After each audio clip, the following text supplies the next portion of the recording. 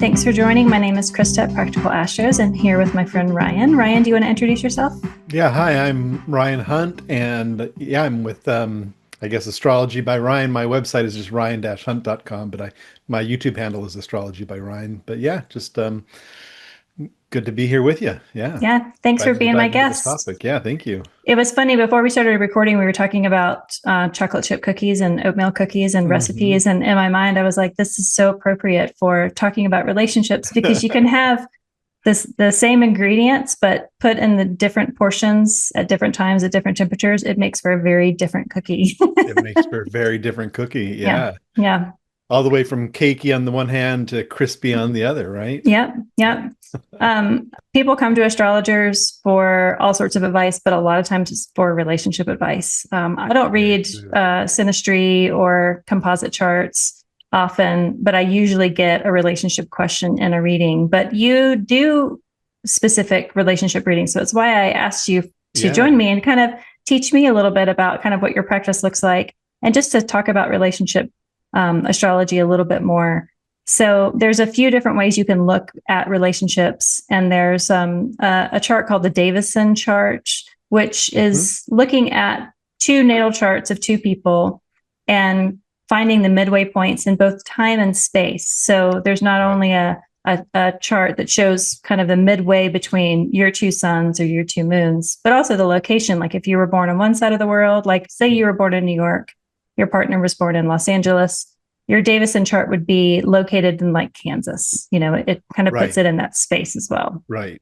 Yeah, and that's a really critical feature of the Davison chart. It's an actual chart with a physical location and time that can be recreated in any Mm-hmm. software, or through the ephemeris, using Yeah. date and time and location. Yeah. Yeah. The first time I heard about the Davison, I looked up my husband and I's Davison chart, and I just had that date in my mind, of it's August 23rd, 1974. That's our midway point. Oh, is that right? And it's like in Missouri, because we were born on So you different just had your coasts. midway point. Yeah, we just had our midway point. And my husband's a musician, and he plays with lots of musicians. And I went on tour with him a few years ago, and I met one of the drummers that joined him on tour. And I was like, man, he's like the greatest guy. And Mm, my husband really likes him. And like, he's just such a good dude, like all yeah. around good dude. Yeah. And I asked him eventually throughout the tour, I was like, what's your birthday? And it's August 23rd, 1974. And I was like, you're Wow. like he was born a few hundred miles away from where our Wow. Davison would be. And Oh I was my like, God. you're like the Wow. human incarnation. And both my husband and I just absolutely love you. I mean, granted, everybody loves this guy. He's just such a good dude, but it was just Yeah. weird to like find like this walking Davison That's almost wild. person. Yeah. I've never heard of that happening to anybody before. That's super cool. Yeah. And I realized it when we were in Clarksdale, Mississippi, which is kind of famous for the crossroads moment. So it just felt kind of this crossroads of like astrology coming alive. Yeah. Um, the similar to Davison is a composite chart. So it's Yeah. also finding those midway points between two people, Yes. but not necessarily anchored in a physical location. What do you know about composite charts? Do you use either Davison or composite in addition to synastry? Well, so yeah, like you were saying, composite is a completely mathematical concept. It's just it's formulaically, you know, finding the midpoints between the Mm-hmm. two planets, right? Um, and I've probably used that more than the Davison chart, to be honest. I think it's interesting, the composite chart. I'll use it as like a tool of reflection to see if it gives me any more information that just kind of like emerges, but I don't really heavily rely on either the Davison or the composite chart. Most of the work I do is with the synastry charts of comparing two charts with each other. Mm-hmm. Yeah. Yeah. Yeah. So let's talk about synastry. Synastry seems to be the most popular one that astrologers use. And it Yeah. kind of makes the most sense in my own brain of when you look at a relationship, you're looking at the people involved. It's not just a static image or a mathematical chart. It's looking Right. at the ways that we might respond to each other. That's kind of how I Absolutely. understand it. It's I think the synastry is a good way to think like the composite is thought of as the kind of like the soul or the self of the relationship. Like if the relationship itself had a chart. So that's when you're looking at the Davison or the composite. What is the essence of the relationship Yeah. itself, right? So it's kind of like becomes this third chart. But the synastry, yeah, it's like you're talking about. You're taking the chart of one person wholly, completely as they are, and another chart and another person wholly, completely as they are, looking at them and looking at the points, the planets, where they land, and how those relate and correspond to each other person on the other chart. And it makes it a deeper conversation. A lot of times I'll look at two charts with a single person, like they might Hmm. have, their husband or wife, or, they might even have their child or something, and they want to look at it. And so when I look at it with a single person, it's really reflecting from, I can't use two people together because the other person's not there. So I'll Hmm. reflect with that one person how things might interact.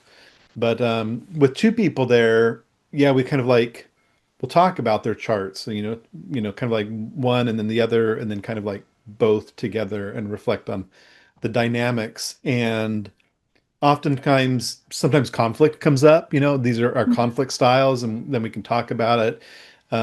It's not like therapy, like where you're like letting conflict emerge and stuff, but it's a very kind of like, yeah, you're looking at it, talking about it, and reflecting on things. It's a reflective process about how that relationship is working. So let's start with conflict. Like, where do you see conflict expressed? Is it mercurial? Is it Mars? Where does it kind of come up within a synastry reading? Yeah, so like conflict and the way we do conflict is really, there's a lot of it that does come out with Mars. All of the personal planets like Moon, Mercury, Venus, and Mars deal with aspects of our conflict, the way we resolve things, the way we communicate about things. So, like Mars might represent the energetic quality of the conflict, Hmm. but it might manifest through mercurial components, right? Yeah. Like you might have a lot of like cutting, sharp, biting mercurial words as part of the conflict, but energetically it's coming from that Mars energy is kind of like pulling it in. So Hmm. the personal planets really have a lot to do with conflict resolution, how we make up, how we make love, how we fight, all those kinds of things come with the different ways of those personal planets. And I look at the phasal relationships when it comes to those personal planets. What are the phases of the relationship? And what I mean by that is, do you both have morning star Venus, or do you have one person have morning star, the other have an evening star?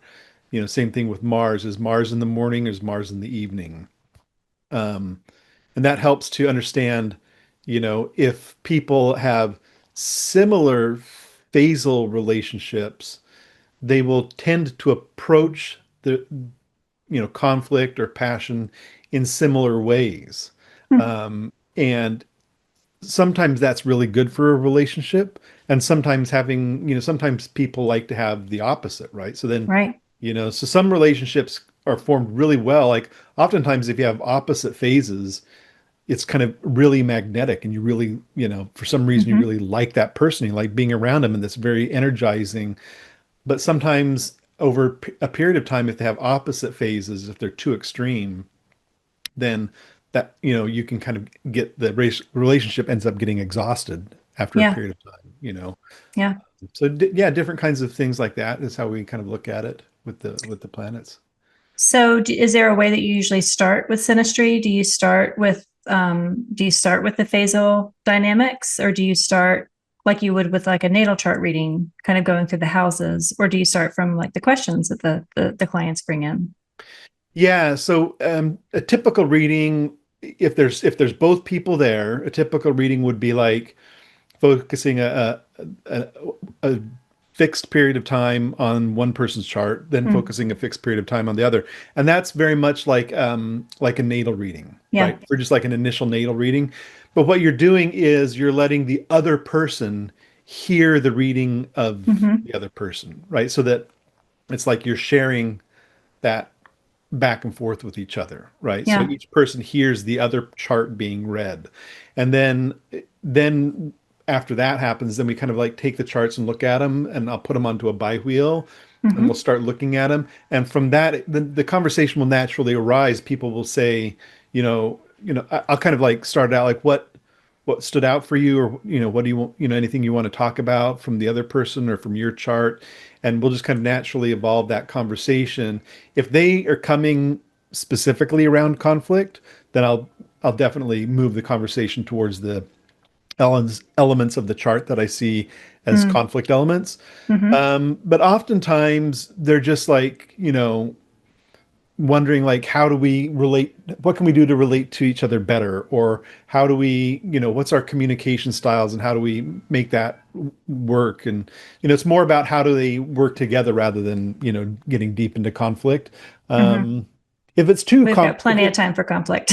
yeah, if there's too much conflict involved, I don't process it. I'll like say, hey, you might want to like get a therapist, Right.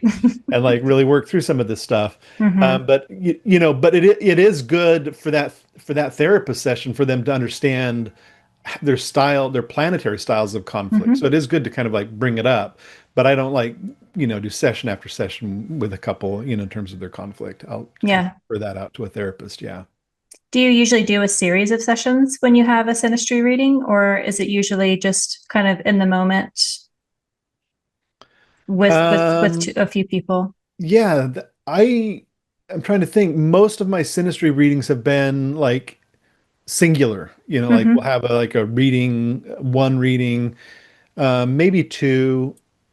Um, but it's not like in my one-on-one practice, I do coaching, Hmm. and I'll have coachees that I work with, over months. Hmm. Repeat coming back, and because we're working through how to get them to move through career changes, or how to like get their life back in order, or overcome addiction or things like that. And I don't do like addiction counseling, but it's like longer kind of things that people Yeah. are coming to coaching about. And then some people just do like astrology mentees. They want to like they're taking astrology in a class, and they want to be able to have like a tutor to help them work through it. So Hmm. Yeah. those will all be like ongoing kinds of things. But with relationships, I've done a couple where they're repeat, but most of the time it's like, here's your relationship blueprint, and then if they want to go really work on it, they'll take that to a therapist and work Yeah. through stuff. Yeah. Yeah, especially if you're astrology curious, just Yeah. getting that going, and then having that blueprint to then work on. Yeah. Um, it makes sense. And you've kind of made a blueprint. You sent it before the recording. Can you talk a little bit about the the PDF that you've Yeah. created? Yeah, I will. I will just say one difference on the synastry from a repeat standpoint is if they want to do like annual check-ins, and that's something Mm-hmm. that like how you do like a solar return, and we can kind of like do an annual check-in with them, like on their anniversary, or they like Mm-hmm. choose a date that's kind of like an annual check-in, and I do those kinds of things, but that's Yeah. different from like working with them like on a weekly or bi-weekly kind of session. So That reminds me, like, if people have like their first date or their marriage chart, like, do you look at that? Do you see echoes of their synastry within yeah, their yeah. marriage or first date charts too? Yeah, in fact, I'm actually a ordained person and perform marriages. So, Mm-hmm. and Yeah. I've done like astrology marriages where like I'll bring the astrology into the marriage. I'll talk with both Mm-hmm. parties before, get their charts and the synastry, and then we talk about what kinds of things they want in the talk that I give That's awesome. during the marriage. Yeah, so bring in all the planets, and call them Yeah. in, invoke them by name. Yeah, it's That's awesome. it's fun. Yeah.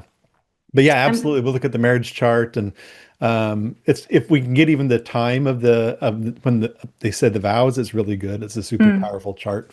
mm-hmm. Yeah, and I've pulled that out and been able to give that to people. It's fun. That's awesome. Yeah. I'm going to share the screen right here so that you can see. Um, Ryan made this prior to the video. Clearly, Yeah. he's not making it Yeah. right now. Yeah. About relationship astrology, and so I just wanted to have this on there. If you will talk a little bit about um, the five great circles, like what is that? How can we visualize that? in our mind's eye. Yeah. So a great circle. So we have the Earth, right? The globe of the Earth, and a great circle is any circle that is like perpendicular to the sphere. And what that means is it passes through the center, right? So like the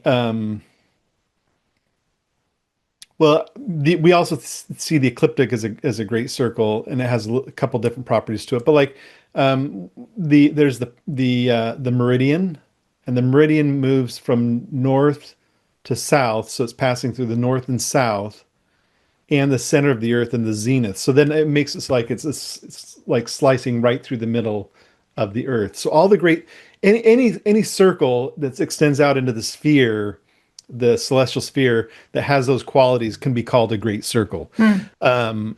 Because that's the property of a great circle.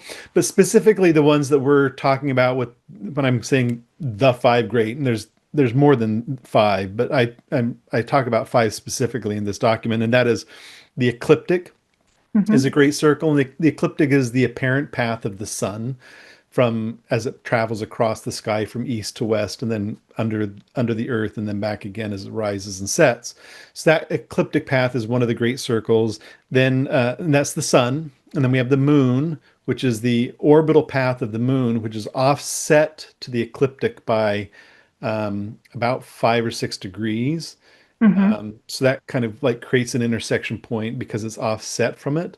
And so, you could think of like if the ecliptic is like this and the moon is like this, the moon orbit is like this, then Hmm. where they intersect, that's those 2 points on either side of the Earth are called the nodes. Those are the Hmm. nodes of the moon, where the orbital path of the moon and the ecliptic intersect. So there's the sun path, which is the ecliptic, the moon path, which is the lunar orbit. They create the nodes. Then the ecliptic intersecting with the horizon. So if you go out in the sky and you look around you, you see the horizon, right, all the way around. That counts as one great circle. Um, and then, so wherever the ecliptic and the horizon intersect, that's where the ascendant and descendant come Hmm. into on either side of the sky, the ascendant, descendant. So that's the lunar path, the horizon, and then we have the meridian, like I talked about, which runs from north to south, and then through the zenith, which is the highest point in the sky in the center of the earth, and where that circle intersects the ecliptic forms the MC, the Hmm. medium celli, and the IC, the imum celli.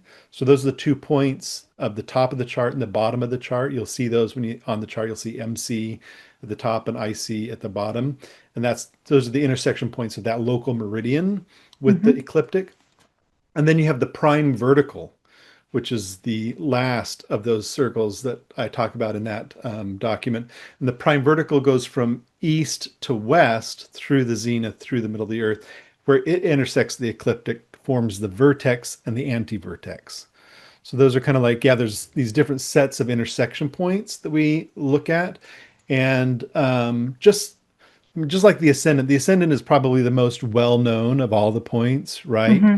When people talk about, oh, I know my sun, moon, rising, my big three, the rising is where the ascendant degree is at. And yeah, so the ascendant is kind of like philosophically, the idea is that's where the life force is entering from the uh, um, numinous plane, the numinous, other realm, the realm of spirit is moving through that point and into this material world, right? And that's the Hmm. that's the ascendant, which animates our life and our bodies, right? And then the descendant, so that ascendant point comes to represent us and our individuality, and the descendant comes to represent the other.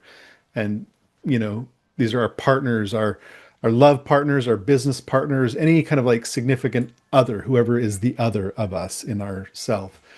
Um, yeah, like that. In the midheaven, the MC comes to represent because it's, in the sky, it comes to represent where our public life is and where we end up being seen by others and how we interact publicly with large groups, it brings in the topics of, rulership and, work and reputation. And then the IC below us is where things are more private. So we have all these different points, that do things. The nodes of the moon create these different points, the north node and the south node, where we're looking at kind of like, because it's dealing with the moon, it's dealing with, karma is a word that's often used. Fate is sometimes used. Destiny is used with those. But it's really the north node. I talk about it in a very simple way of just like seeing this is where we end up being drawn to in Yeah. life, whether we want to or not. We end up just kind of like, those are the things that seem to come to us and happen for us. Sometimes it represents desire, but not necessarily always. Sometimes we're totally unconscious of those things, but they still continue to come to us. The south node is where things pass away, and we tend to, look at the past. Things from the past are encountered there where the south node is. So these are the lunar nodes. Hmm. But then the one that we're really, so I'm kind of like talking about the others first, but then the one that really gets to synastry, and that is the first point that I look at when I'm looking at comparing charts is the vertex and the anti. Yeah. That's what I want to hear about because Yeah. I've talked to you about it a little bit before, and I'm like, let's save it because Yeah. I want to hear about that. Yeah. But thanks for like laying all that out, just so that people have an idea visually of, an astrology chart isn't this abstract thing on paper. It's a two-dimensional drawing of a, 3 or 5 dimensional reality Yeah. that happens with these crossroad points Yeah. of these circles. And like you said, there's more, but these Yeah. are start with 5, and Right. you'll be busy for the rest of your life just studying Totally. this. There's a So lot just in those right there. yeah, And yeah, we could have like easily talked a lot about all those in depth. I just kind of like wanted to set those as the background, because in that document, what I'm doing in that document is I'm talking about the vertex itself and how it intersects all those different points of intersectionality and then the different planets. I'll share that again. Yeah, So you can share that a little bit. Yeah, so and people can get this on my website and mhm. download it. But yeah, we're Yeah, I'll put the basically, link in the show notes so people can have access to it. But basically, what you talked about, and then there's more, but I'm not gonna show the rest. Just to know that it's yeah. it's a good little starter kit to kind of get you Yeah, that's familiar right. with It's it. kind of like a starter kit, like a quick reference, Hmm. just to kind of like, a kind of a jumping off path, jumping off point to kind of studying some of these things. But yeah, like in it, what I do is I talk about the great circles a little bit more in depth, and then I kind of delineate the vertex intersectionality with of one partner with the south node of the other partner, the north node of the other partner, you know, the ascendant, descendant. So I kind of like take the vertex and move it through all the different, uh, if a person's, so let me explain that too. So like, let's say Yeah. your vertex is in the eighth house in Cancer. Uh, so that if your vertex happens to be there, and and the other thing, because it's the intersection point of these circles, it's a calculated point. There's another thing to think about. None of these points are actual planets, right? So these are points on the chart. So if the vertex is there for one chart, and let's say the other person's ascendant, let's say their vertex is 15 degrees Cancer, the other person's ascendant is 15 degrees Cancer, then we call that like a synastry conjunction, because they're in the same spot they're both at 15 degrees Cancer, right? So that's how we kind of see that those line up. And then so the vertex, it's kind of like a secret or a hidden ascendant and descendant, the anti-vertex and vertex. The vertex, the vertex is always in the Western hemisphere of the chart. So it'll be like the ninth, eighth, seventh, sixth, fifth houses, it'll always be kind of like on that Western side. Um, Why is and so that? that, what's that? Why is that? Because think about it, it's a great circle, right? And so Hmm. the great circle is running from east to west. So it's running through the east and west, zenith, and the center of the earth. So you got this great circle that's slicing the earth. And then the ecliptic is also running east to west, but kind of like the ecliptic moves like this, Hmm. in the sky, from, Hmm. so like I can do it on the side. It's kind of like the ecliptic is moving like this all the time. Hmm. That's why the first house is called the helm, Mm. like the rudder of Yeah. because the ecliptics move throughout the day, it moves like this. If you go out to the sky, if you go out in the sky and if you were to watch the ecliptic all day long just on one horizon, it would move. Mm. And so as that moves, it creates different points of intersection with the prime vertical, which doesn't move. The prime vertical is east to It's west. prime. Yeah, it's just there, right? Yeah. And so as the ecliptic moves, it's shifting the point where the vertex is, Mm. but by definition, the vertex is the one that's in the west, and the anti-vertex is the one that's in the east. Like the I see. ascendant is in the east, and the descendant is in the I west. see. The descendant is always going to be in the west because by definition, it's the west. Hmm. We use the intersectionality point in the west. So of the western horizon, and the ecliptic Hmm. is the descendant. So that's it's just by definition, It's that on the western part of yeah, the there's sky. two Yeah. intersections. One intersection point is going to be in the east, and one intersection is going to be in the west. And so we Like just the MC is always going to be above the horizon. The IC is always right. below the horizon. I see. Exactly. Because that one is dealing with the north-south intersection. Hmm. And so that's always going to be up and down like that. Yeah. Cool. Thanks. So yeah. And yeah, we just call that Western one the vertex. I mean, Hmm. I don't know historically who mathematically Yeah. thought of it first. I don't have that level of history. I should, but I don't. But whoever thought of it named it the vertex, and that's the name we've got. That's what we So got. that's what we got. So you said you might look at someone's vertex and then look at the other points. So look at their angles in their chart, look at their nodes. Exactly. And then are you Exactly. looking at the aspects that the vertex has to that person's angles, or are you looking at just the relationship in general, like the rulers, or Yeah. if there is some sort of if there's a line of sight through an aspect, or if there's just if it's falling in a house that also has other planets in that other person's chart. Like how else do you use the vertex? Yeah, for all the points, vertex, anti-vertex, ascendant, descendant, north node, south node, all of the points, I don't use aspect. I only use conjunctionality. I will kind Oh. of look at them in co-presence, like if they Mm-hmm. have a certain degree away from each other, if they're in the same sign but relatively close, I'll kind of count that. Mm-hmm. But the points, because they're not actually planets, They can't see. Yeah. they don't have light of their own. They don't see. Yeah, they're not. I don't use aspects, so I only use the intersection. Okay. Yeah, I will use planets by aspect if they're actual planets, but mostly, even then, mostly I'm looking at the phasal quality of planets. Interesting. Um, I find I find the phasal qualities to be really impactful for people, Mm-hmm. and usually by the time we look at points and phases, the meeting's up. And, Yeah. we Yeah. might late if we do like a second meeting later, we might start digging into deeper stuff like planetary aspects between the two. But that's a lot of it. It's a lot to go through just points of two charts, Yeah. and relate them back and forth to each other. But the vertex, so that's kind of like the technical stuff about the vertex. But the vertex, if we think about the philosophical or not even the philosophical, what kind of like the effect of it. Um, and I've felt this effect myself and looked at the vertex, so I can like from personal experience, I can authenticate that the experience feels like this. But everybody that I know that talks about it like this is destiny.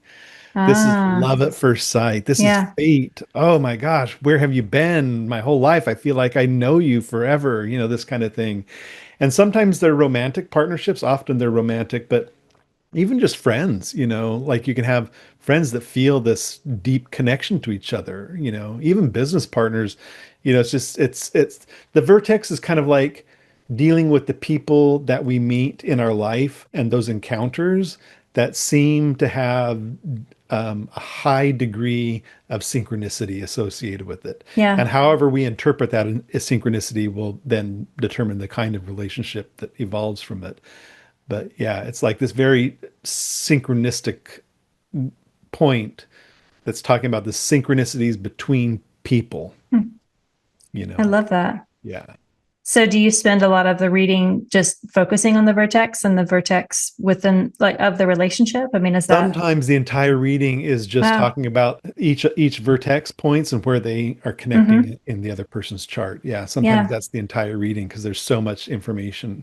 I mean, especially if there's a lot of connection with it, and Mm-hmm. because people will have be like, oh my God, yeah, when we first met, it felt like this, and I felt like this was my child in another life, or we were lovers in Mm-hmm. another life, or and then a lot of material starts coming up if there's Hmm. a lot of intersectionality with the vertex. Yeah. Does it bring in like house topics of where it falls? Or when you say it feels faded, Yeah. is it speaking to a time of year? I mean, like give me an example of where a vertex may fall and how that might be expressed between two people. Yeah. Well, so the vertex is, like I said, is always kind of in the Western hemisphere. And like, let's say we're talking about a vertex ascendant interaction. The ascendant is by definition always in the Eastern hemisphere. And the ascendant is always in the first house, right? So it's by definition that way. So when we have a vertex ascendant intersection, that's really strong. And it creates this really deep magnetism between the individuals where it feels almost like the other person is, filling this part of ourselves, this hole that we Yeah. didn't even know was there, Mm-hmm. like until we met this person. And then we realize that the hole was there because they're now filling it, kind of Yeah. thing. It feels like this, oh my God, because it's like the ascendant is all about who we are. And it's really it's kind of like signifying our own essential vitality, I right? see. Yeah. And so when that's connected with the other person's vertex, it's like just a deeply magnetic quality, right? And regardless of whether you use quadrant house systems, equal house, whole sign, or whatever, that is going to that quality kind of manifests with vertex ascendant. Hmm. So it's not really so much like if the vertex is in the eighth house, it doesn't really bring eighth house topics in Okay. to that person, I don't feel. I mean, if I had enough people that came repeatedly over and over again, I might get to exploring those with people. But I haven't in my own practice, I haven't found that, Yeah. and I haven't read anything that kind of brings that I mean, I've read people that like try to like intellectually talk about it, not from their own experience, and it always seems to be a little bit more, too hypothetical. Yeah. When I read about it. You can tell when you're reading something that feels hypothetical. Mm-hmm. But yeah, this vertex intersection with ascendant is powerful, and I felt it. I felt it with lovers. I felt it with friends, and Mm-hmm. it's a really wildly, Yeah. and I think everybody's felt it. We all have these kind of relationships and experiences. We're like, wow, what is this? Mm-hmm. You can get that feeling with any of those points, but really powerful with the ascendant point. Yeah. Yeah, Yeah. I mean, I'm just thinking of these random encounters with people where you don't yeah, even speak, but you just see them like on one aisle over at the checkout of the grocery. And you're just yeah, like, I can just imagine an entire life with that person. right. Like that, like, where did that come from? And it's like, you wonder if like these little drips of destiny, like when they get near each other, they gravitate towards each other. And that's kind of how the vertex, the way you describe it, it's kind of like this Yeah, little watery magnet to be drawn to these other points in other people's charts. totally. But it lends to the importance of having as accurate as possible birth time, because if you have a vague sense, then that's really going to Yes. change your angles, and especially also kind of at what latitude you live at. So Very um, true. like Yeah. how do you deal with that if somebody doesn't know their exact birth time? If they don't know their birth time, we can't do vertex, anti-vertex, ascendant, descendant Yeah. points. Yeah. If we can get their birth time close enough, we can use the moon by sign, and the Mm-hmm. moon by sign will let us use the nodes because they're close enough by degree. When we know the moon by sign, we could use the nodes. But if they don't know their exact time, or if one of them, because you need it for both people, if they don't know their Yeah. exact time, that's when I start falling back into, the personal planets and Mm. looking at the phases of the planets and the phase relationship of Venus and Mars, Mm-hmm. especially. are significant for how relationships, the dynamics of relationships. Yeah. Yeah, if you can use the moon, we'll use the moon by sign, but I won't like call out a specific conjunction. The moon has got a wide orb anyways, Yeah. so as long as we're knowing the moon by sign, I can use it. But then other than that, Mercury, if I just know the date, it's Mercury, Venus, Hmm. Mars, and the sun, right? Yeah. And Yeah. so then we would look at those comparisons, and there's a lot there. That's four planets, and there's a lot we can explore with relationship dynamics that way for sure. Yeah. That's it. Like clearly astrologers, we can just talk about any bit of astrology for as long as the eyes of the other person don't just roll over Right. in the back of their head. All we have to do is have one planet, and let's talk Yeah. about the Yeah. sun. Yeah. I'll Let's talk about talk the about sun all day long. it all day long. And then I'll talk about the moon when it's nighttime. Yeah. Um, so yeah, in this document that you have, it's really just to get people kind of introduced to the topics, and but bringing it back to the personal planets, because if you're not familiar with a lot of these, I would just encourage you to go see synastry astrologers like Ryan, because it is technical, and it does you dive into really deep, very beautiful places. And I think having the guidance of an astrologer, especially Mhm. this kind, is helpful. But for those people that they just started dating somebody, and astrology doesn't make you have synastry. It just reflects that you have synastry, right? It's So I got to say this because we haven't said this on the video yet, yeah. but people don't really necessarily connect the etymological understanding of the word synastry, Mm. right? So synastry has its counterpart, and that's disaster, Wow. right? Like So like evil twins. they both have the root word star, aster, Oh yeah. synaster, Mm-hmm. disaster. So Wow. disaster is to be uh, uh, traveling a path, that diverges from the stars. You're without the stars. You're diverging from the stars, and what they're supposed to be telling you. So when you're in the middle of a disaster, we talk, oh, there was a disaster. We talk about that's actually talking about that's an astrological term. So people Wow. don't know that just in their daily life, and they're using the word disaster, Mm-hmm. they're using astrology because it's talking Yeah. about that event was, Without a contrary to map the of the stars. stars. Yeah, Yeah. it was Yeah. contrary to the stars. And synastry, synaster, sin, it's not like the Latin sin, S-I-N, it's S-Y-N, which Mm-hmm. means with or together, like Mm-hmm. synthesis, right?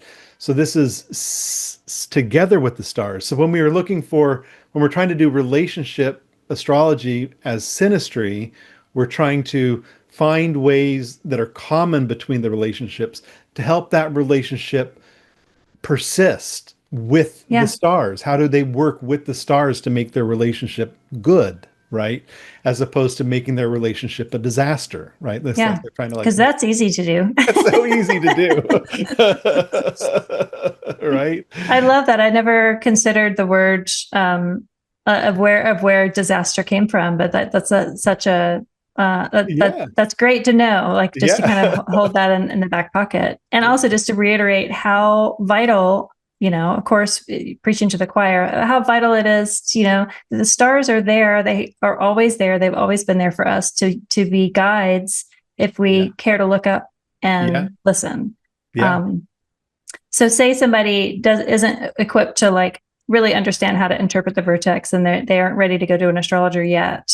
Where do you suggest they start if they start dating somebody and their sparks are flying, and they want to see if there's longevity, or they want to see, are there red flags that I'm not seeing yet that I should be Mm. aware of, or like what's like just some basics when you might coach somebody Yeah. within a relationship to kind of look for, are there those things, or really, I mean, once you get into the weeds, you're already in the weeds. You might as well look at the vertex. Yeah, like if somebody is starting to date somebody else and they were able to finagle the other person's birth data, their time and location, but they don't have the bandwidth or the financial resources, or for some reason they don't know who an astrologer to go to.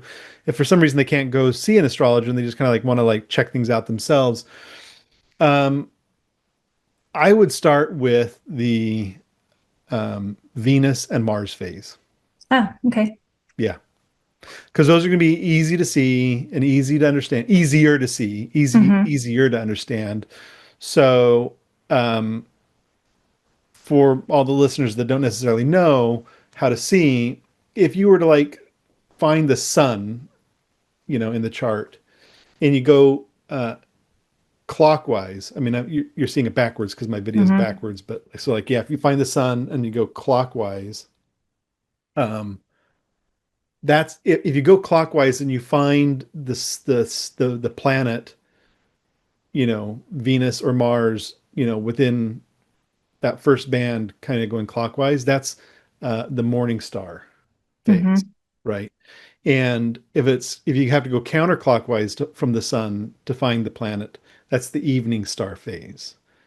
And the reason why they're called morning star or evening star is because once the planet comes far enough away from the sun and it's no longer in the combustion area or under the beams area, where the sun's kind of like just the light of the sun is like drowning out the other planet. Once it's far enough away from that, if you go out in the morning before the sun rises and it's the night is dark or that's just the dawn is just starting to happen, like if you see Venus in the morning sky, in the Mm-hmm. east, then she's a morning star. Yeah. And if you go out at sunset and you see her in the sky after the sun is set and you can still see her, she hasn't set yet with the sun, but you can still see her, then she's an evening star. And that's the same for Mars. Mars actually goes all the way around, but Venus stays really close and tight with Mm-hmm. the sun. So you're just looking to see if the Venus and sun and Mars are similar. And Mm-hmm. if you have similar phases, then if you're feeling the sparks and the sparks are flying and it's going well and you're wondering, is this going to last? Having similar phases of Mars will kind of mean that you deal with conflict in a similar way, Mm-hmm. right? And so then, like, if you tend to deal with conflict by talking it out, check to see if your Mars is in the same phase. And then, because it's talking, see what Mercury's doing, right? Yeah. In those two charts. And Venus is going to be talking about your passion and desire and your sexuality, how you feel satisfied in those kinds of things. So that's going to, if you have Venus in a similar phase, and it's not just that passion, Venus also helps us understand how we deal with our setting up our environment, setting up our house and our home, and if we Mm-hmm. like, how we set up our environment. I mean, that's a very lunar thing to do, but there's a lot of Venusian qualities that go into Yeah. What's comfortable? decorating. Yeah, what's Yeah. comfortable and decorating and making it visually appealing for us. So having similar Venus phases will help, show an alignment with those things. But I mean, the main thing is like if you've got spark and it's working, then this will help show you, if it's got some tenacity. Mm-hmm. And if you're in a relationship and things are kind of like tanking, right? And you don't know why you're no longer attracted to this person, then we can also look to see, where there's deviation as well. Mm-hmm. Because we can Yeah. So also, when it comes to synastry, we can also look at how the transits are affecting things. that's what I was Outer going to planet long ask. Yeah. transits can really affect stuff. Like right now, we're by transit, the transiting planets are Venus Pluto opposition. We were Mm-hmm. talking about that before we started. So Yeah. Venus Pluto opposition in the person's chart is going to impact each person differently, right? Mm-hmm.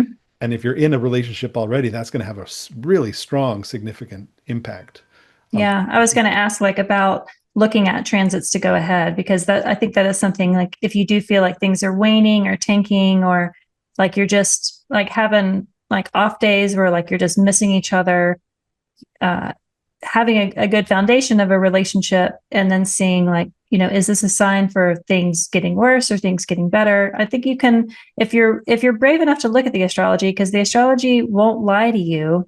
Yeah. It's just a matter of being ready to hear it. It also reflects kind of what your inner desires are often. So Mm-hmm. looking at the transits ahead, I was going to ask like, what are some ways that you would look at transits with two people? Are you looking at them within their own natal chart? Or are you looking at it with just like their synastry chart? Yeah, so I would look at them separately. So in a way, a transit transit work is a kind of a type of synastry because you're comparing two charts. You're Mm-hmm. comparing the transit chart, the current chart of the current time with your own chart. So even transit work is kind of a synastry work because you're trying to align yourself with the stars. But yeah, I would take each one, like, so for this Venus Pluto opposition that's going on right now, we would look at that in one person's chart. How's this manifesting for you? What is that feeling like? Look at it in the other person's chart, and that they could be coming out very differently. So just as an example, because it's an extreme example, we could use if the Venus Pluto in one relationship is happening through 10-4, the 10th house and the Mm-hmm. fourth house, right? Me. Angular. Yeah, right. And then the partner's happening through 1 and 7, Uh-huh. right? Then you're both experiencing it in very different ways. Mm. The way that you're internalizing that experience is going to be very different. And that one is an extreme because it's a full square. Yeah. It's like that would form a kind of a grand square situation between your two charts.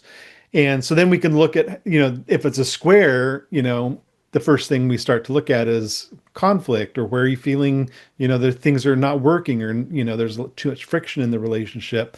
And we would see how the ways that that Venus Pluto opposition in each chart that's manifesting individually, how they work together.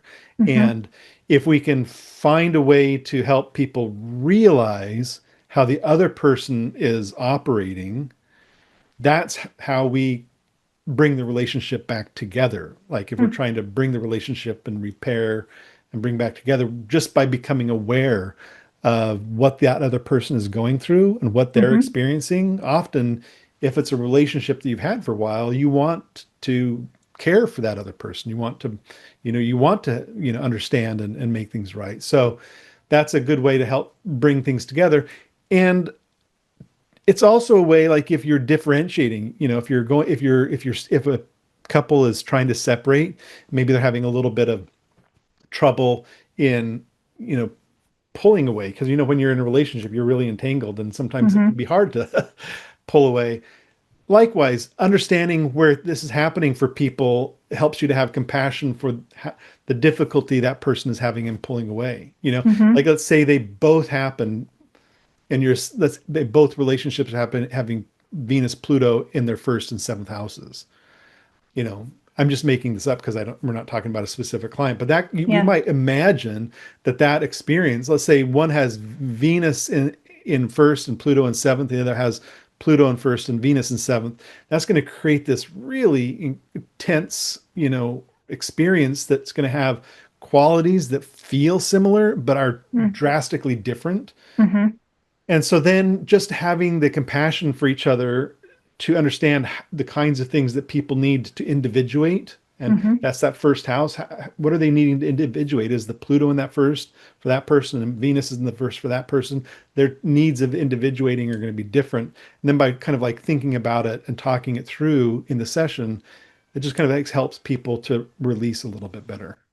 It's similar to like how you said you open up a synastry reading, is that you read one person's chart in part so that the other person can hear it. So they can hear it. Exactly. So like to me, it's like that you, even if you're not deliberately saying like, listen to this so that you can do XYZ or have more compassion. When you hear someone's story, even a little snippet of it, even if you're in a relationship, but you hear them described by a third person, it really does set you up of like, oh yeah, like you are badass. Like I forgot, Right. like you do that. Like that's Right. so crazy that he can see that in the astrology because you do that. I know Right. that. And it puts you in this place of seeing them from a kind of like a getting a readjustment in a way, like a chiropractic readjustment of like, okay, like I'm seeing you not just with all of my emotion or lust or passion or anger or whatever. I'm seeing you kind of how you're seen by others, and that can put you in a compassionate place. Yeah. And then also within a transit, knowing like,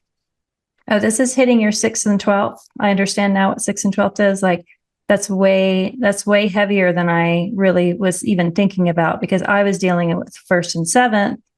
And it was all about me. But then I realized you're dealing with the stuff that maybe is just harder to even like find form, but it is equally as hard work. It's just much louder for me. So yeah, I love that. Yeah.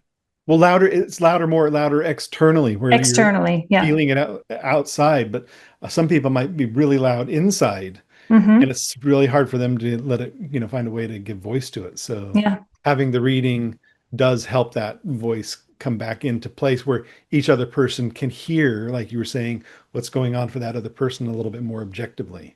Yeah. Because Have you even if ever? you're, go ahead. No, you go ahead. I was just saying, because even if you're, whether you're trying to stay in relationship or trying to separate, more copacetically, Hmm. synastry is about doing it with the stars, right? Doing Hmm. so that you're like it's not a disaster, right? Like you're not Yeah. a disaster together, you're not a disaster falling apart. It's like how do you do it with grace, with love and kindness and releasing the other person rather Mm. than holding on too tight. Or if you're together, in any relationship that's together, there's ups and downs and there's Hmm. fluctuations. And it takes, commitment to stay together, to work through that, to, find those connection points. I was going to ask, if you have a synastry with someone with just one of the people, like say it's a parent and child, Mhm. as children go through different stages, they change, and so it can be trickier, to navigate this new version of that child as they grow through their different stages. How does your reading change when you're just talking to one person, but you're looking at two charts? Yeah. Yeah. So that's a good point. Like, in order to do any kind of like natal promise interpretation of the Hmm. chart, I need the other person there. Yeah. Like, some people will do it just like if they have the permission of the other person, but I won't even do it with permission. Like to look at natal promise, Yeah. I need that other person there. Yeah. It's just I don't have my access to the divinatory process requires that. But if Hmm. it's just one person, I can still talk about that person and how they're interacting with that chart from their perspective. Because it's kind of like transit. It's It's like just like a looking at, yeah. transit. Yeah, like that everybody's chart is a transit in another Hmm. person's chart, Yeah. right? So I treat it a lot like that. Is kind of like how I'll talk about like it's a transit chart because it is a transit chart. Yeah. Yeah. Um, We're all just transit charts. we're all just transit charts, right? So when I'm working with one person, I can talk about their natal promise. I can talk about, Hmm. how I'm seeing those planets manifest in their lives. And then we can talk about this other chart and how those planets and those points are creating an interaction. But I wouldn't go to that other chart and say, this is the natal promise of that chart, and they're going to be like this, or this is their temperament, or whatever I might, Hmm. you know, read from that separate chart. Yeah. Yeah. Yeah. So if you're listening and you're just familiar with like the big three, sun, moon, rising, Hmm. and you look at somebody and you're like, oh well, I can't date a Sagittarius, Mm. or I can't date a Virgo. It's like you notice that we haven't really talked too much about the sun. Yeah. We've talked about the ascendant, Yeah. and the moon definitely plays a part in our fortune and circumstances in our body and experience. But it's just another reminder that doing these large swaths of just generic astrology really isn't doing the astrology any favor. But you really are at a loss to just Yeah. I think J Lo famously said that she wouldn't have any Virgo dancers because she didn't like Virgo dancers or whatever. But it's kind of like you were just like arbitrarily cutting off so much information by Right. just like generalizing uh, Yeah. any astrology, but really you're kind of getting it wrong if you're just looking at a sun, moon, rising, looking deeper into those intricacies and the nuance Yeah. within relationships. It's like Yeah. saying like I'm never going to date anybody from Illinois. It's like okay. Yeah. As soon as you have the rising sign, there's a lot of information. The one that gets really kind of like overdone is sun sign comparison. Mm. Like Virgo sun to Virgo sun or Virgo sun to Gemini sun or Hmm. and there's just not a lot you can do with that. I mean, you can talk about life path, just the general kind of stuff, but it's going to be like 5 minutes for each person and you're done, Yeah. like they kind of have to like figure out their life in their own sun. Hmm. But if you know the sun and the moon for each person, that moon phasal relationship is significant. So you can actually talk a lot about, do they have, are we talking about one person who's dealing with a waxing gibbous moon and another Mm-hmm. person has the balsamic moon? Yeah. Already right there, we can talk some really rich stuff about, the how a waxing gibbous, might manifest for a person in their life versus a balsamic and how those interact. So there's some Mm-hmm. interaction as soon as you start introducing, the moon and then the rising. But you're right, there's so much depth and richness from being able to work with Mars and Venus and Mercury and all the different points and how they Mm-hmm. intersect. It's just it's like let's say there's just what would it be like? Uh, think of my mind's drawing a blank. Charles Dickinson wrote this book, Tale of Two Cities. Oh yeah. Like let's say Tale of Two Cities, right? Tale of Two Cities has got a lot of words in it, right? You can open it up and you can read it, and there's a lot there. You can also get the Cliff Notes, right? Mm-hmm. Which might be the Sun Moon Rising version. And then you can also just have somebody like write a paragraph summary about the Cliff Notes, which might be like the sun and the The moon, newspaper. the Yeah. newspaper, right? Right. Yeah. So it's like the more information you have, the more rich the story can be, and the more immersive the experience of Mm. really coming to understand the relationship can be. Yeah. Yeah. Yeah. And I think like looking at general astrology, you kind of it in a way it phrases the astrology as if it's placed upon you, as Hmm. opposed to looking at the nuance and looking at something as very specific as this, as you as the character engaging with it, not just Yeah. they told me I have to be a Taurus sun, so I guess I'm a Taurus sun. It's Yeah. like my sun's in the seventh house. Like that is like it, and it's conjunct Mercury. That is very Right. specific, and It's that very specific. says so much more than just Taurus sun. I mean, it's like looking at the specificity. It can be overwhelming, and that's comments that I get a lot from people of like, I like what you say, but a lot of times I have no idea what you're talking about because we even like talking about house access or the nodes. Hmm. It's like there's a lot of astrology language that is familiar to us that people don't understand. Yeah. And so I think getting interested in astrology is great, but don't stop at sun sign astrology. Be willing to, be charmed by the stars to kind of go down these rabbit holes. You don't have to become an astrologer, but most people, they don't ever really leave the subject because it's like diving through space. You just have so many avenues to explore. But I just wanted to throw that out there. And I think because I'm a Taurus sun and my husband's a Sagittarius sun, like according to the newspapers, like we're just a disaster. But you know, our moon phases are similar to what you just said. Like we have opposite moon phases, and we, I fell in love with him when I was 15 years old, and we didn't Hmm. get together until I was 30. So I mean, like Wow. we've had this fated connection for a very long time. If I had listened to my generic Linda Goodman love signs book, I would have Where do stayed your away from him. where do your vertex lines I don't know. I'll have to look and see. Oh, you don't know? I Oh, don't even know. I'm so fascinated now. You're like, ooh. Ooh. My Venus is conjunct his descendant though, so my Venus is right Oh, there. okay. Yeah, That's a really strong intersection. Venus on yeah, descendant. Yeah, yep. that's gonna be really powerful. Yeah, Mm-hmm. very, like you'll be bringing all the qualities of sensuality into his life that he feels like he wants, but is not Mm-hmm. fully have access to. Yeah. Yeah, because he's Capricorn Venus, and I'm Yeah. a Cancer Venus. Right. All Yeah. right. Yeah, I Yeah, mean it's such a juicy topic to kind of go into, and it I feel is. like it's if your partner is interested, because I feel like it's important if two people are coming that they should both be interested. It shouldn't be Yeah. one person be drugged to the reading. Right. It's like they should both be there. But it is fascinating just to kind of hear your partner be talked about by another person and Totally. and learn about yourself and that person. I feel like the reading itself could be really nurturing and fortifying for a Yeah. relationship, just having that compassionate understanding. Yeah. um Yeah.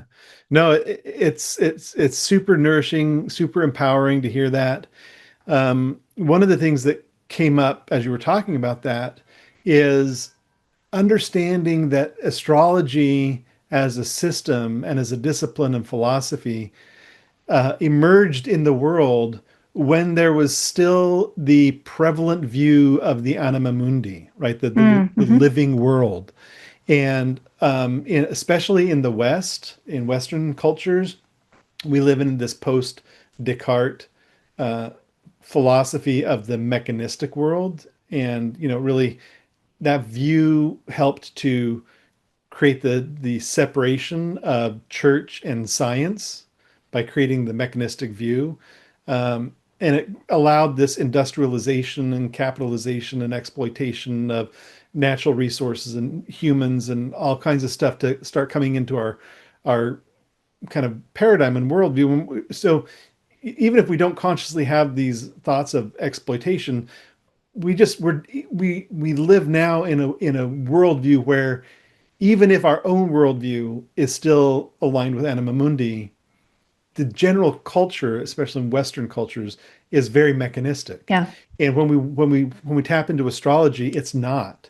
Mm. It's talking about how things relate.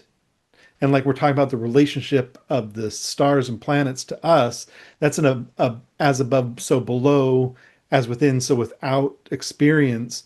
And it's really understanding our relational view to another human who is also part of the larger living complex of the universe. Yeah. And it's a very different kind of viewpoint that we have in astrology. And so, yeah, it's good to come into a reading. It's good to see other people, and it's good to have an open mind about the life that exists within each person and the Mm-hmm. life that then exists together. I was talking with somebody. I'm taking a program on IFS right now. Mm-hmm. And in one of my cohort people, they were talking about the somatic body. Mm-hmm. And one thing that I didn't understand is not only would you have the brain up here, but we also have a brain in the heart Mm-hmm. because there's over 40,000 neurons in the heart. Yeah. And there's like something like 3 million in the gut. So you have like Yeah. three brains, right? Because there's enough neurons to actually create neural like phenomenon.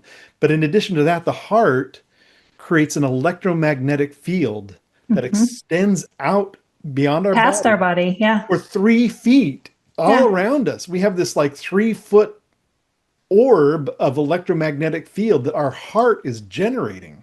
Isn't that awesome? So awesome. And then when two people come within and their magnetic fields are touching, you're already starting to communicate without words, Mm-hmm. without anything. That electromagnetic field is already my heart generated electro field connecting with that person's heart generated electro field. And that communication is already starting to happen through the neurons of our hearts. Mm-hmm.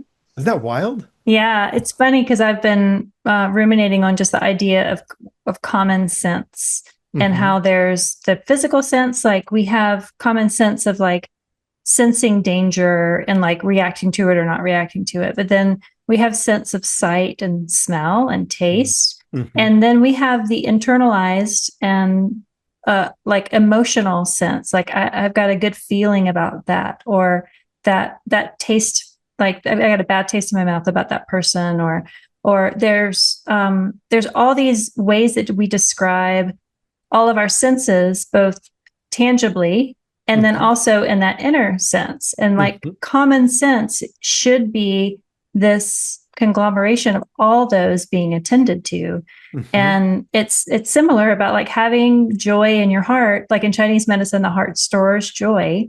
And when Yeah. there's a lack of joy, it like kind of shows like a deficiency of the energy in the heart.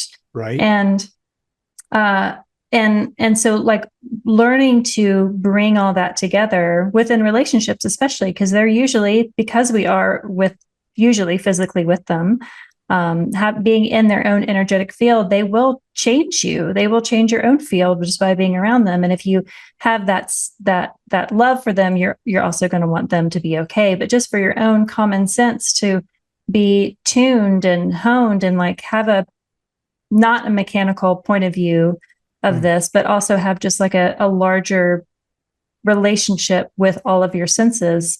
It helps you it helps you see synchronicities and be a part of synchronicities more, like when you kind of attune that. But I find that I get that more within relationships when I myself have kind of worked on those common senses, listening to that somatic body, feeling Mhm. it, having following those cues, because there's Mhm. information that maybe I don't intellectually understand, but my body and self understand in ways that aren't necessarily verbal, of like, I don't have a good feeling about that. I'm not going to go through that door, whatever it is. Right. And when it Yeah. comes when it comes like when you're talking about that in terms of a relationship, Hmm. right? There's something that each person has their own sense of this, but there is like this together thing that Yeah. forms, especially over time. That's like almost a third energetic body, right? That's like interacting between both of you, Hmm. and the common sense that arises from that you're able to start feeling. It's amazing. Just studying the astrology, and this is, I think, when we're coming back to the synastry, just studying the stars of each of those individual person's planets, it helps a person see their relationship, their inner experience expressed in the planets, Hmm. and then seeing the other person's expressed in the planets. And it's so fascinating that when you work with couples like this, it's interesting to see how each person has things that are going on in their experience that they think are so fundamental and basic to how they perceive their relationship to the world that Hmm. the other person must be experiencing it that way too, and they're not, Yeah. right? And no matter how long the relationship has been together, there's still stuff like that for Yeah. everybody. You can be together for 50 years and that Hmm. still like has those like, oh yeah, it should be like this. No, it shouldn't. It's like this. And but like seeing how the stars create that dialogue, that interchange with each other, helps to Hmm. bring that out in a way that is less disastrous, you know? Yeah. Yeah. Honestly, like I think as an astrologer, having other astrologers look at my chart every once in a while is helpful, because I will have stared at my chart for years Oh and yeah. completely miss something and they just point it right out. So I think Yeah. just having a mirror, having somebody there to kind of echo things back is Yeah. helpful within a relationship. It's almost I I, uh, I have this thing, if I something is wonky in my house, I'll take a picture of it and look at it on my phone. It's like Mm. I can't see it because I'm in my kitchen. But like Hmm. there's some I want, because I love to rearrange things. So I'm Hmm. like, I want to rearrange it, but I can't see it because I'm in it. So I need to Hmm. like compartmentalize it. And Mm. and if I see it, I can immediately point out like those need to go here, this needs to go away altogether, or I want this Yeah. to be pink. I don't know what it is. But it's Yeah. like looking at the snapshot of your partner's chart, or just with the transits, I think Hmm. seeing that kind of like, I've never really paid attention that you do that, or that this Right. is your thought process. I need to step out of just being around you and be in the container of an astrology reading, or be in a container of just looking at your chart compassionately with the transits on top of your chart, to kind of see that it's been there the whole time, but I needed that. I needed the boundary to be able to view it. Yeah. Yeah. Yeah. It's a powerful experience for both Mm-hmm. people. Yeah, definitely. Last night I'm also studying a course on by Stan Groff and mostly Stan Groff, but he had Richard Tarnas on last Mm-hmm. night to talk about synchronicities and but just the interesting thing is how the work that Richard Tarnas has done with Stan Groff in connecting the archetypal experiences of the outer transiting planets with what happens with people in non-ordinary states of consciousness. And what I think is so profound about that is that, you know, in much of our life, we actually are experiencing non-ordinary states of consciousness. Like we Mm-hmm. fall asleep for 6 to 8 hours every night, right? Yeah. And we're in a non-ordinary state of consciousness. And if we're in a relationship, especially sleeping in the same bed as a person, they're having their experience, you're having your experience, the dream's going on, that electromagnetic field is there. And what's happening in each person's chart transiting is impacting the other person. right? Yeah. It's just like they've been actually able to do studies and look at the correlative properties of these outer planet transits to what is going on with people during these non-ordinary states of consciousness, which just Wow. shows you that it's happening, it's affecting us on a conscious level too, right? Yeah. Like they're like it just like it's a body of work that's so phenomenally interesting. But it's like seeing that in the other person's chart. Like it's like you're talking about taking a picture of your kitchen to be able to see the information compressed into a single thing. It allows you to then have a perspective on it that you couldn't otherwise get because you're Yeah. deep in the mix of what's happening. Yeah. Yeah. Yeah. It just kind of puts that boundary around it. Just otherwise, it's almost, it's better in some ways when someone asks you, would you paint me a painting? It's kind of like, well, where do I start? Instead Right. of, would you paint me a horse? And you're like, well, it's going to look very funny, but I know I can start, Right. It's just like having a little bit of container because like Yeah. we are limitless. So it's like, you Right. want me to just be limitless? Like I can't handle being limitless right now. Right. Paint the I horse want and to, it has a unicorn horn on it and yeah, rainbows. yeah, yeah. His head proportion will be very off from his body and his little legs. And yeah, yeah. But if you just say paint a picture, if I have like decision and like paralysis, where do I even start? Do they want this kind of picture or what? It's like the limitlessness, freedom and limitlessness is good in so many ways. But I find that we want containers to be able to hold our limitlessness and just for a moment, Right. that temporary time. Right. And relationships are like that too. It's like they're all limited, they're all temporary. And Mhm. so, making the most beautiful time with the work that you're here to do. And I think astrology is a great tool for that. So thanks for talking relationships with me. And Yeah. do you want to talk a little bit more about kind of what you're offering, kind of not just in tandem with this interview, but just in general, kind of like what do your readings look like for relationships, and then what is that synastry PDF that you made? Yeah, so the PDF, it's like a 7 page, quick reference kind of get started guide. You can there, you can find it on my website, and if you put the link in the description, people can find it there. And it's really just, it's intended to be a very low barrier of entry. I've got 4 pricing options. People can select the one they want, 1, 3, 5, or $7, depending upon how generous they they want to be. But or have the capacity to, like if they can only afford $1. And if for some reason a person really wants it and can't afford the dollar, just send me an email and we can work something out. But yeah, so there's that PDF which will help people get started. And then yeah, I do offer relationship readings. I have on my site, there's 3 tiers of like counseling sessions, which is like a premium session, a standard, and a basic. And the main difference between them is, the amount of time that there is on my calendar available. So like on the basic, there's 2 days a month that are open for booking. And then on the standard, there's 8 days a month that are booking. On the premium, there's more. But also the premium session is what people need to do if they're going to bring 2 people to the session. So they would just need to get Yeah, that premium. because you need time for that. Yeah, Yeah. exactly. Yeah. So that's the sessions but I also do like horary question reading. So I work a lot with the polyamorous community and the queer community, Mm-hmm. especially here in the Bay Area, but I have clients globally as well. And so I can also do horary questions that are around relationships that Mm-hmm. are, sensitive and informed around polyamorous and queer relationships, LGBTQIA, Mm-hmm. issues and things like that. So I do horary readings, and a horary reading, for those that don't know it, is you can ask a question, and it's really important to really get a solid view of what that question is Mm-hmm. and make sure that it's an outcome oriented question.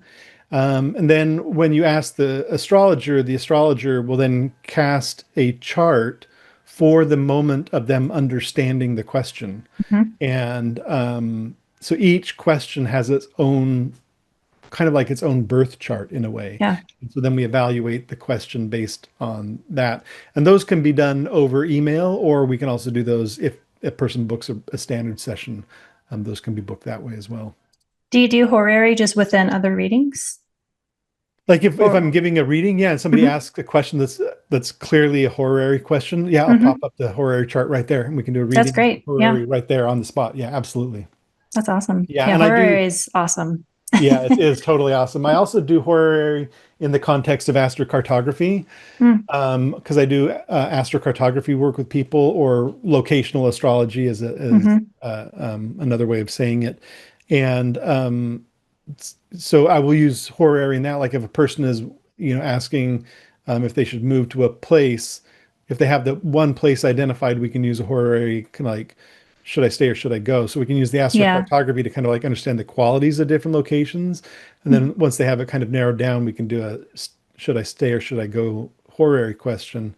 I also do some multi uh, um, option horaries where we're comparing options. So if you were to say, Hmm. is this place, this A, B, or C location better? I can do a multi-option horary, but that doesn't tell you like, should you go? That just kind of like, that will help you get information about the qualities of each of those places. Okay. Yeah. So I was like, that's bold. it is bold. That uses the Bonatti's technique. Bonatti has a technique on Mm, multi-option, and mm, so I use that technique for the multi-option nice. process. Yeah, but for most of my horary, it's the Frawley. I The travel Farley from method. the Yeah. Frawley method that Adam teaches. Yeah, Yeah. yeah, All right. Well, thanks so much for joining me again to talk yeah, about this. I definitely learned a lot and have lots of deep dives to go down. yeah. But let people know how they can get in touch with you. Yeah, my website, ryan-hunt.com.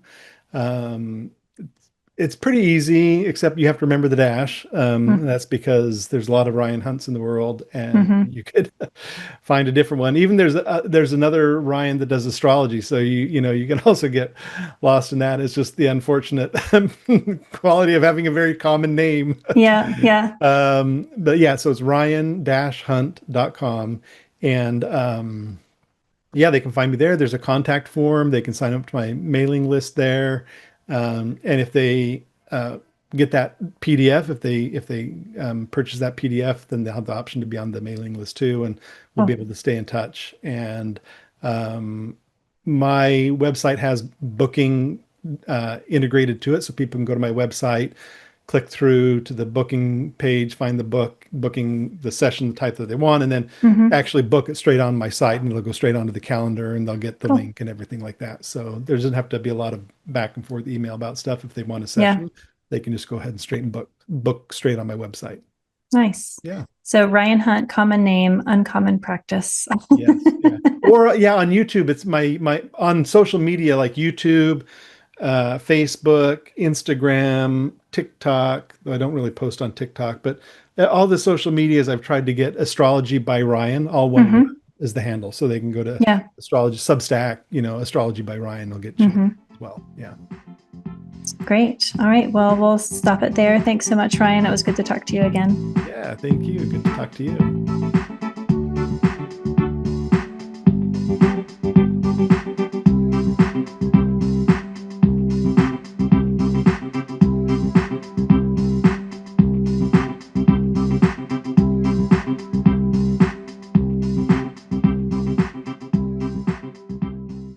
Like and subscribe.